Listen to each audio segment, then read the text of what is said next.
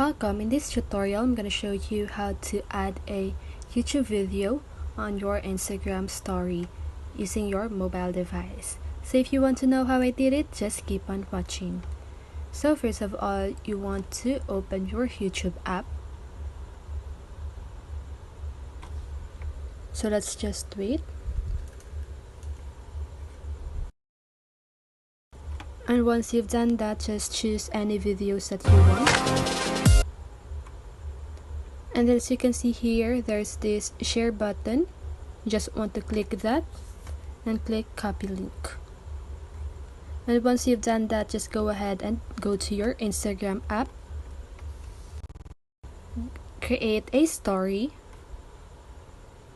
And then here, you want to click on this sticker button on the upper part of your screen beside the text button. Then here you can see this link option. Then here just want to paste the link that you copied earlier and click done.